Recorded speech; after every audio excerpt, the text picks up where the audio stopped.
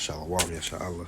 First and foremost, we get all praises, honor, and glory to Yahweh, Bahashem, Yahweh Shai, Bahashem, Rakakwadash, the Side Apostles, the Evidence, a great millstone, who will, and peace and blessings to the hopeful elect that pushes great gospel and sincerity and truth. This your brother Tazakai Yahweh from the great millstone to the Annapolis camp.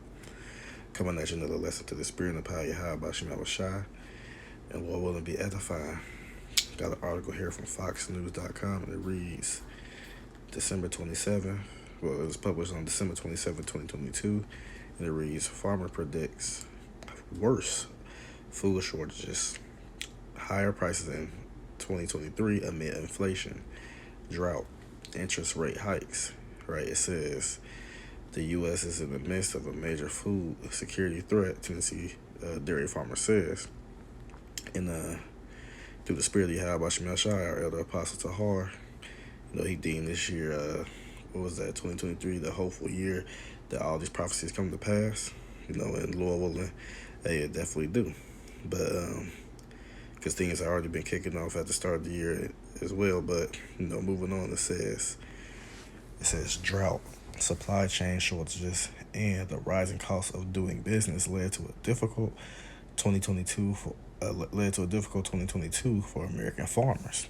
But 2023 could be even worse, a fourth-generation dairy farmer said. I definitely think we have a food security threat, Stephanie Nash, a Tennessee farmer and agricultural advocate, told Fox News. I believe 2023 is going to be rough, worse than this year, right? Now, one thing I have been, me personally, I've been following, these food supply shortages, supply chain disruptions, stuff like that. But especially from the year 2018, 2019, but really when this whole, crown thing kicked off, so to speak, each and every year they say that there's going to be worse food shortages and famines that can be equated to biblical proportions, right? And as it seems that, that's not going on right now, but it's actually happening through the spirit of Yahweh Shemel Shai. But the majority of the people, especially here in Babylon the Great, you think that they'd never have to go through anything like that. But each and every year they say through the spirit that it's getting worse and getting worse. Just like all these other various things, that there's a higher uptick in them, whether it be, these pestilences, earthquakes, volcanoes, wars, rumors of war, so forth and so on. So each and every year when they come out with these articles, they say that, hey, this is going to be worse than before. And through the spirit, that's what we all rooting for. If you're in the right mind, via hopefully being the hopeful elect, right? It says food prices have been outpacing overall inflation in 2022 as November food prices showed a 10.6% increase compared to last year, while overall inflation hit 7.1% according to Bureau of Labor Statistics. It says a number of factors have contributed to rising food prices, including fertilizer and fuel shortages, extreme weather conditions, and rising interest rates in an industry that relies on debt financing. Nash said 2022 was a really hard year, the 29-year-old said. I think there's going to be a lot of shortages next year for sure, right? And this is from one of these farmers, in Tennessee, in Babylon the Great, that lives here, right? A lot of farmers. I remember earlier of last year, and the guy was saying, man, the prices of fertilizer, seeds, feed for the cattle, man, it was quadruple the price. So that was at the beginning of the year last year, pretty much maybe a couple of years after the whole war had started in Russia, Ukraine. So how much more now, right? So these are these farmers speaking out that live over here, right? Most U.S. farmers take out short-term variable rate loans each year to pay for everything from seeds and fertilizer to livestock and machinery, according to the Department of Agriculture. As a result, the Federal Reserve's aggressive interest rate increases from as low as 0% to as high as 4.25% has raised the cost of farm operations. It says dairy farmer warns this could be the end of family farms. See, and then you got what? You got Bill Gates of hell, buying all the farmland in Babylon the Great. So hey, that could be something where ultimately they can just control, which that would be another deficit and a cut to what's being grown as far as like natural food, so to speak. Because Monsanto, they what they do with the seeds, they definitely corrupt them. But you got this man buying up farmland, but this is talking about family farmers. Now they getting cut out of the deal as well.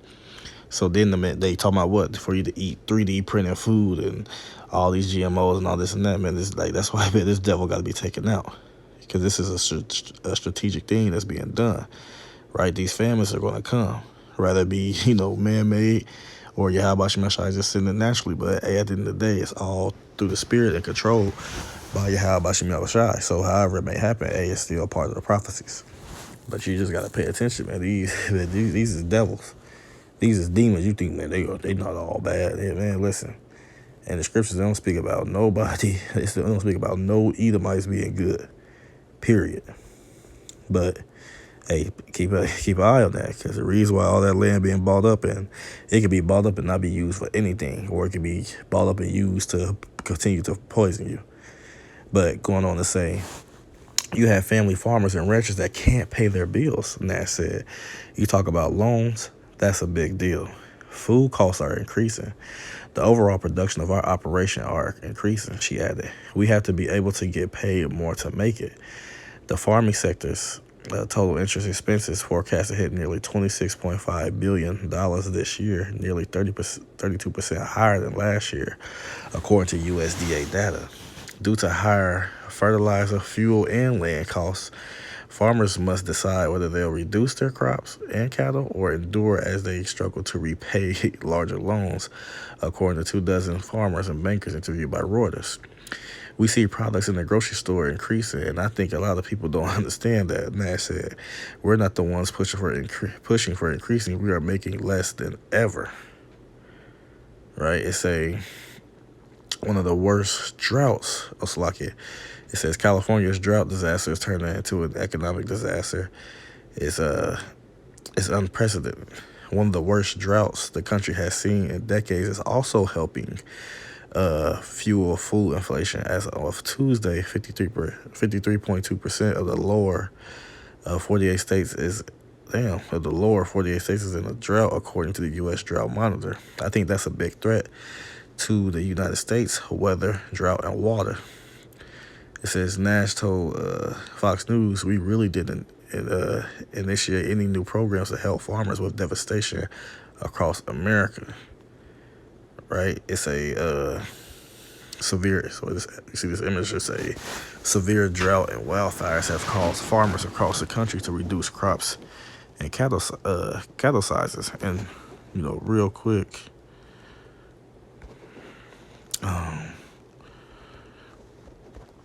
that's why you have the scripture right here.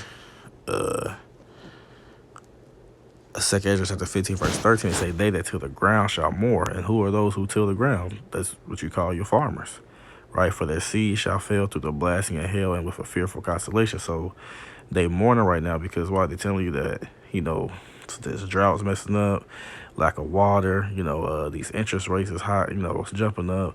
These loans rates are, jumping up. So they can't, some of them can't even sustain. They got to pick between, two evils pretty much.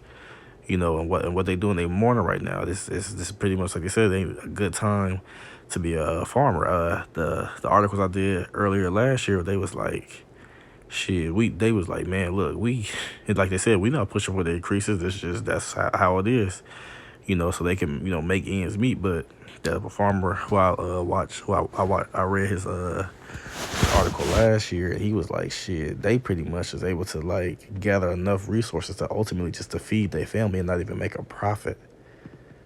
So the people who are farmers they mourning right now because they ain't able to make that which they was making, or they having situations where fires is happening, droughts is happening, sometimes locusts, sometimes these other insects eat things or that. But hey, the people that you depend on to restock those storehouses, so to speak, but they not gonna be able to do it because Yahweh Shemashai is bringing these plagues, to Babylon the Great.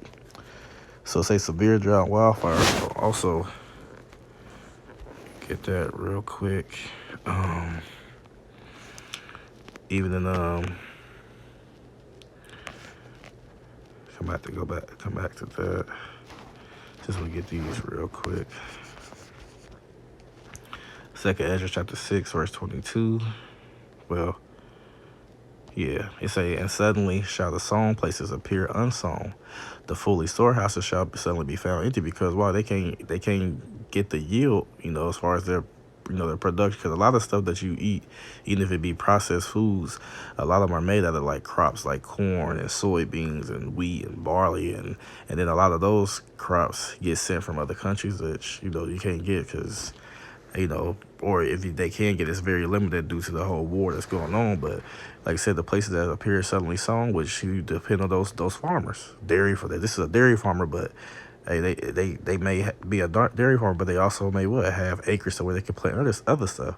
See, these are people who you depend on to fill those storehouses. But what's going on with the economy, they're not gonna be able to do it. So it say, so suddenly shall the places appear unsown. Then not only that, what else you got on? A lot of these places being caught on fire. They just mysteriously just catching on fire and all this and that. Hey, there have been videos where we done actually seen whole milk trucks just driving to a field and just emptying itself out. What's up with that? But hey, again, like you talking about earlier, man, this devil's in rulership.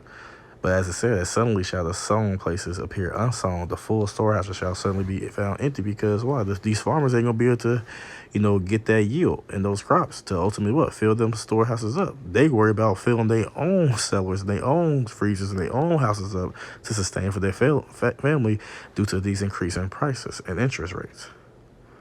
Right, so this gonna definitely play into that famine. Shit, we can only fend for ourselves, Verse 23 saying, the trumpet shall give a sound, which when every man heareth, they shall suddenly be afraid. And that trumpet, that alarm, is going to who? The prophets, the men of the Lord, the men who Yahweh Hashem Yahshua has set up to be a watchman and to warn the house of Israel of the impending doom that's slated for Babylon the Great.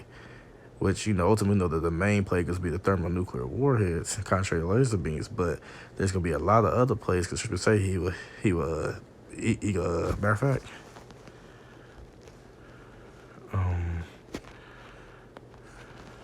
back at 15, just gonna read it. Say, 2 Ezra chapter 15 verse 11. But I will bring them with a mighty hand and stretched out arm. Right, ultimately, who's Yahweh Hashem Yahshua gonna bring out with a mighty hand and stretched out arm is the elect of the nation of Israel, because not all Israel gonna be saved on this side. So it's the elect.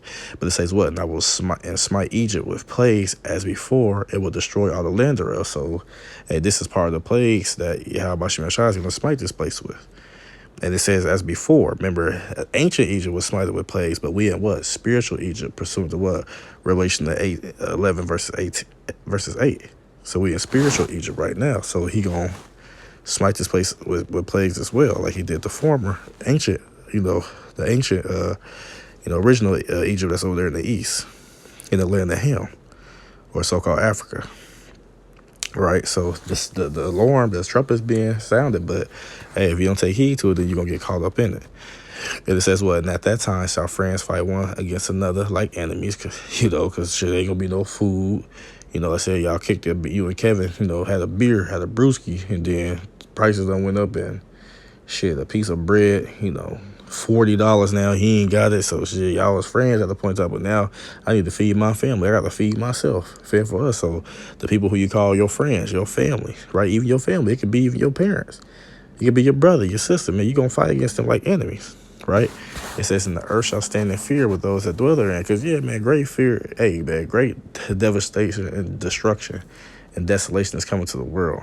Perilous times is coming. So everybody who in the world in that time period, hey, it's going to be in great fear with those that dwell therein. It say the springs of the fountain shall stand still. In 3 hours they shall not run. So these with the droughts, right? What does a drought contribute to? Lack of rainfall, ultimately lack of water in itself, right? A lot of those reservoirs out there in the west drying up. They're not receiving the water they need, because why? How about Shemashai is holding that back, because it's part of his prophecies. So if you don't have water, how could you irrigate the fields? How could you water the fields? How could you water your crops if you don't got no water? That's contributing to what? Your droughts. Then you get the dry, arid lands, and ain't nothing gonna come from that without no nutrients. So this is all part of the prophecies, of Yahweh Shema Shai. I just want to get those out, right? Salakia. So it says, what? There's a lot of great programs out there that do try to help farmers when they get sick or maybe a death in the family, but the government doesn't really capitalize on devastation, she added. Nearly 3/4 of farmers saw a reduction in harvest yields. See, that's what I'm talking about. Those harvest yields is a reduction. You ain't gonna be able to get that. You ain't gonna be able to get those yields that they normally get. Even in some cases, they probably ain't gonna be able to get 20%, let alone 50 or 100 or even 10. All right, they say due to the drought, according to 2021. See, that's what I'm saying. I've been following this for years. This is the American Farm Bureau Federation poll of American producers. Similarly, look, 2/3 of ranchers and livestock farmers reported selling off animals, with average herd size expected to be down 36%, the poll showed. The biggest herd declines are in Texas, down 50%, New Mexico 43%, and Oregon 41%, showing the wide geographic distribution of the distress. It says look at Texas and how big they are in beef industry. Nash said it is a really sad situation to be in when farmers have to sell off their cattle so aggressively. She said independent farmers need additional support to stay afloat. We have to be able to get paid more to make it and stay in family farming and ranching communities. So she's telling you, man, it's a bad time to be a farmer. And if you hear it's a bad time to be a farmer, well, it's a bad time to be a consumer who need to eat. Because you're not going to have those stores, it's not going to be, or those storehouses and those warehouses, they're not going to have that, all the food of abundance that they once had at a point in time. Now, it didn't speak too much on these wildfires, but let me get that real quick. Well, I'm going to get this too. It say, Haggai chapter 1, verse 11, and I call for a drought upon the land, right? And we go into that term, drought. What does it say? Drought or desolation. Desolation, drought, dry, heat, utterly waste. Dryness, right? Why? Parching heat, drought. Why is it drought and parching heat and dryness? Because there's no water. There's no precipitation. There's no irrigation for the crops. And it says the Lord called for this. So Yahweh Shema Shai is doing this. It says, upon the land, and upon the mountains, and upon the corn, and upon the new wine, and upon the oil, and upon that which the ground bringeth forth, and upon men, and upon cattle, and upon all the laborers of the land. Right? And like I said, this happened in time past, but we can relate this to what's going on right now.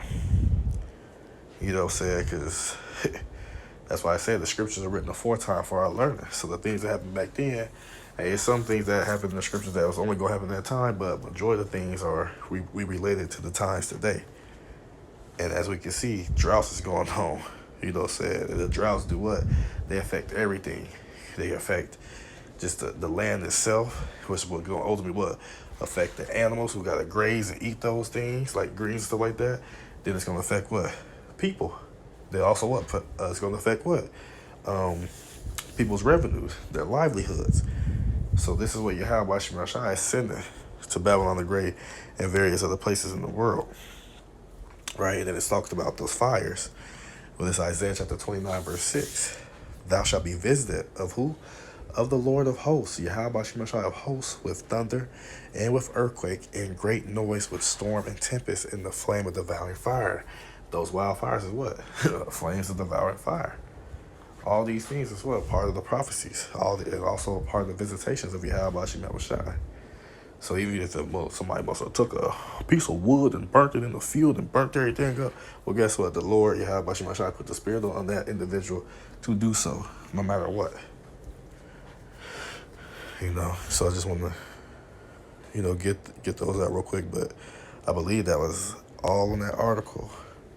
Yeah, a bunch of madness. Okay. So, read again. Farmers predict worse food shortages, higher prices in 2023 amid inflation, drought, interest rate hikes. Right? So, I'm just going to go straight into these, I hit some few points, but hey, Lord willing, it's been edifying so far, Don't want to make it too long, but hey, going into this second Ezra chapter 15, verse 1. Behold, speak down the ears of my people. Right, the people of Yahweh Bashim Yashai, you so-called Negroes, Latinos, and Native Americans.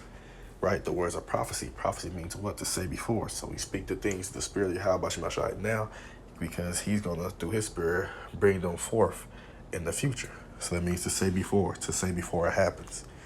Right, which I will put in thy mouth. So it's the Lord putting these words in thy mouth. Y'all preaching hate, y'all preaching death, evil, war, and all this and that. Well, it's the Lord putting these words in our mouth. So you're not necessarily against us. You against Yahweh Bashim Yahushai, right? So he said, which I will put in thy mouth, saith the Lord, and cause to be written in paper, for they are faithful and true. That's why we have the scriptures, even though they're faithful and true, because everything that he said will come to pass, even thus far in the prophecies, has come to pass. So you would be a fool if you're not in the spirit to think that the rest of the prophecies not going to come to pass. And it also said that, well, he's not like man that he should lie. So we know that Yahweh Bashim Yahushai is not going to lie. Everything he say, man, is going to prosper wherever to he sent it. Verse 3, fear not the imagination against thee, let not the incredulity or the unbelief of them, of those who don't believe, trouble thee that speak against thee. So we understand that we're going to catch flack, from people, from this message that Yahweh Bashim Yashai has put within us, speaking to the people. And even more sadly, we understand that we're going to catch the most flack from our own people, let alone these heathens. But y'all the ones that ultimately matter, but really it's the elect that matter. But just nation speaking, the nation of Israel is the only one that mattered, because they're the only one that could receive salvation. They was the only one given the laws and commandments. They was the only ones chosen by Yahweh Bashim Yahushai. As far as everybody else, to hell with them. But 2/3 gonna receive the same judgment as the other people, because why they come in as heathens, coming against the gospel, like these other heathens do as well. The natural heathens, right? And it says what? So we're not going to worry about it, because he said, well, for all the unfaithful shall do what? Shall die in their unfaithfulness. Hey, if you don't believe, man, what's that to us?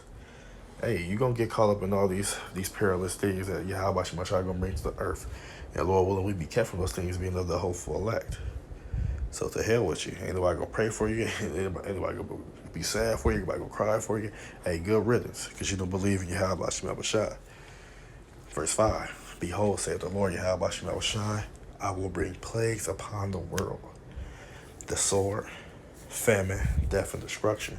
These are part of the plagues that Yahweh Bashim Yahushai is going to bring to the world. These are part of the plagues that Yahweh Bashim Yahushai most definitely going to bring to Babylon the Great. And not only just Babylon the Great in the land, but the people that dwell within it. You heathens and you 2/3. Definitely going to catch that work from Yahweh Bashim Yahushai. Because why I say, because for wickedness have they seemingly polluted the whole earth. The earth is given to the hand of the wicked, right?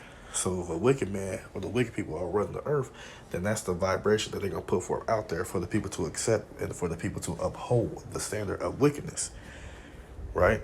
And the hurtful works are fulfilled. So you doing that, upholding the standard of wickedness, you're going to be destroyed with the wicked, which is the so-called white man, which is Esau, Edom, right?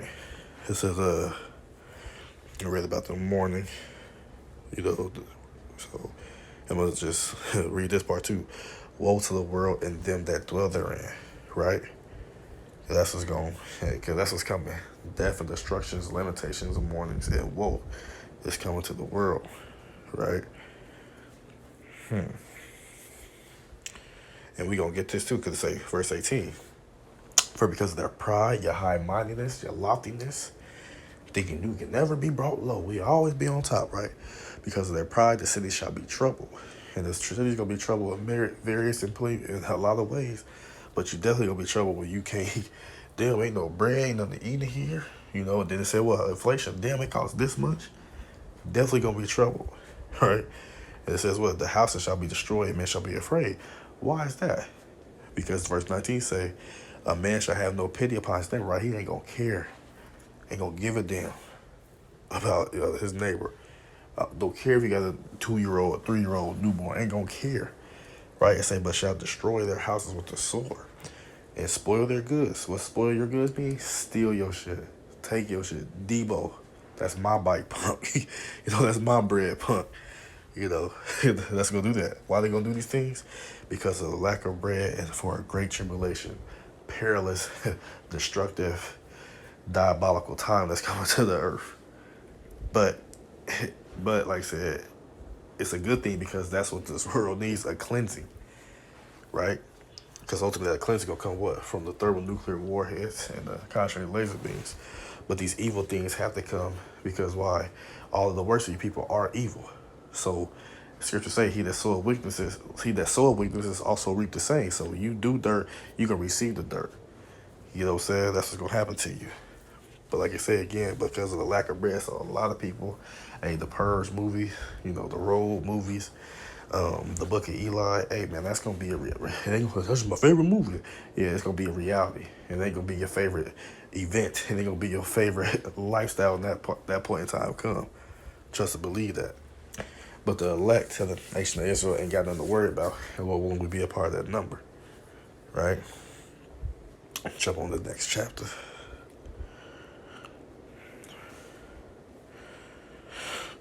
Ooh, let's see. If we can go ahead and say 2 Ezra chapter 16, verse 17. And understand, like, the message is definitely repetitive because why? These are the things that's coming to the forefront. So you ain't gonna have no excuse to it. Didn't nobody warn me, didn't nobody try to tell me, man. We go over these same scriptures each and every day. Especially when you see what's going on in the world or what you may see in the article, these things, the scriptures, they echo within our mind. Oh, that's this, oh, that's that.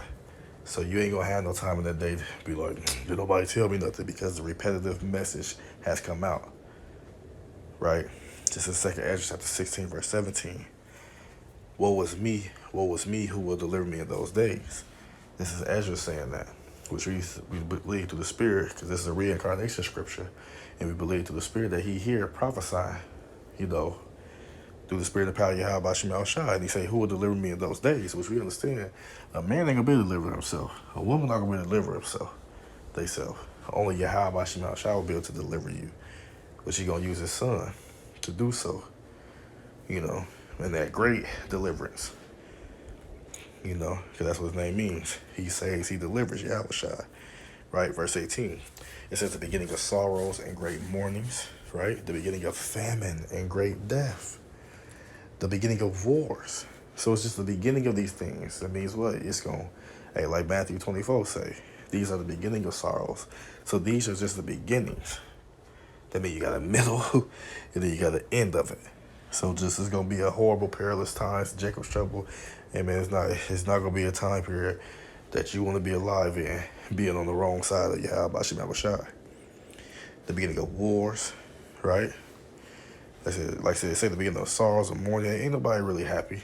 People put on a fake smile, but we want normalcy. We want things to go back to normal. They upset. Who elected this man? The countries and stuff divided.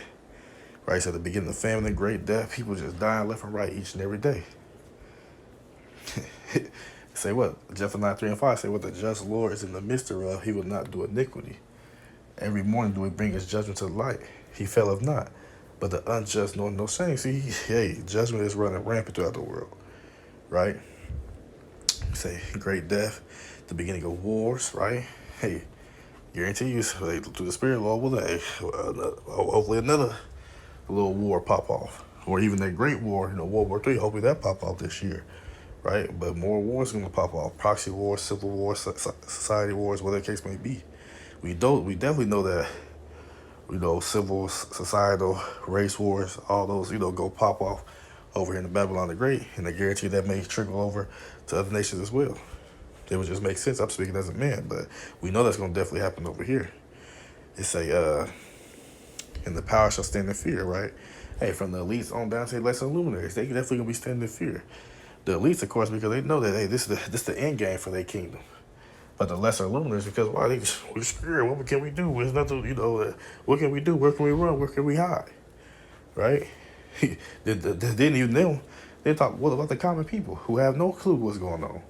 Definitely going to bug out, right? They say the beginning of evils, right? Evils meaning what? Bad times. What shall I do when these evils shall come? Well, if you ain't being, grounded, having the foundation in Yahweh Shemal Shai, and you're going to be through. But the elect know that they going to put their faith and they going to believe and trust in Yahweh Shemal Shai to deliver them through all these said perils that's going to come to the earth. right? Verse 19. Behold, famine and plague and tribulation and anguish are sent as scourges for amendments. These things are sent as punishments when you have Bashim Yahushua. That's what the scourge is, a utensil of punishment. And the amendment is what? For your correction, to correct you. But they say, but for all these things, they shall not turn from their wickedness. Even when you're getting caught by these things, you plague, the pestilence, and then they're dying, this and that, and all that. Well, you're not going to turn from your wickedness. You're going to continue to live a wicked lifestyle. Nor be always mindful of the scourges. Not even going to pay your mind. You're not going to pay no mind. You're not going to think upon those things for it to even change, for you to even change your ways. But it says, behold, victuals, your food, other commodities, water, gas, whatever the case may be, things that you need, the necessities that you need to sustain life, they shall be so good cheap upon earth, right? That they shall think themselves to be in a good case. People think they be in, they think they're in a good case, but they definitely starting to see what them prices rise, right? It say, and even then shall evils grow upon earth, sword, famine, and great confusion. These are the evils that's going to continue to grow, and that's part of that great confusion. When you why the hell is? I just came in here last week. The bread was $2.48. Now it's $10.25.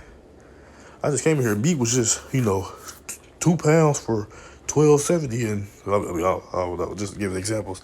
But now it's 2 pounds for $40. Part of that inflation, right? As a matter of fact, we'll get it real quick. Revelation chapter 6, verse 5. It says, and when he had opened the third seal, I heard the third beast say, come and see, and behold, and lo, a black horse, and he that sat on there had a pair of balances in his hand, which that pair of balances, it goes into what? Ultimately a yoke, or ultimately slavery, captivity, right? Because I believe the Greek word is zygos. Let's see. Or zugos. Let's go into what? A yoke, a coupling. The beam of balances connecting the scales, pair of balances, a yoke that is put on a draw of cattle, metaphorically used of any burden or bondage, as that of what? Slavery. So that's what that's symbolic to. And it says, and I heard a voice in the midst of the four beasts say, a measure of wheat for a penny, and 3 measures of barley for a penny. Right? So it's telling you a measure of wheat for a penny. When you go into the penny, go into the denarius, the currency of the pagan, ancient Roman Empire, it's telling you that pretty much it'll take a day's wages for you to get a measure of wheat. So think about what you make right now. Let's say you make 20 cents an hour, a day. So it'll take that whole day of your wages that you made in that one day to buy a piece of wheat, a measure of wheat. Saying 3 measures of barley for a penny. You get what I'm saying? Like, that's what it's telling you. Let's go to what? Inflation. Really hyperinflation. But inflation itself, they both tie into each other. So that's telling you for a day's worth, of labor, that will get you just a measure of barley. 3 measures of barley for a penny. And see that I heard the oil and the wine ultimately talking about this wisdom, knowledge, this truth, ultimately. But just going into that, that day's wages, that's going to inflation and hyperinflation, right? So again, that's part of that great confusion. And we go end off here, verse 22. For many of them that dwell upon earth shall perish of what? Famine. They're going to starve to death. They're not going to have anything to eat, right? And the other that escape the hunger, so say you escape the hunger. Oh, I got away. Well, guess what? Shall the sword destroy? Ain't no escape if you allow for the judgment you have by Shem Yahushua. Right? It's gonna happen at the end of the day. If you a 2/3, you a heathen, hey, look, death and destruction is gonna find you one way or another. Especially if you're over here in Babylon the Great, or you're in the land of Israel. And that day, that great day, the visitation you have by Shem Yahushua, when Yahushua crack them clouds, your ass is gonna die. Point blank, period. You ain't got to worry about starving to death. You're going to get killed by thermonuclear warheads or a concentrated laser beam. But for now, as far as the scriptures, the article going to, yeah, many people shall what? Die of famine. So a lot of people that you love is going to die from famine. And that's just how Yahweh Shai has it slated for them. Lord willing, we be able to elect and we don't have to suffer no fate as such as that. But, that's pretty much all I got on that. Lord willing, this lesson was edifying to the sincere Akim Akwafim out there listening.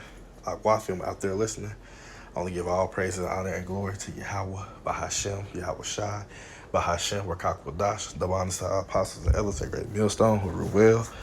And peace and blessings to the hopeful elect that's pushing the great gospel in sincerity and truth. Shalom, Yasha Allah, Abai, Babal.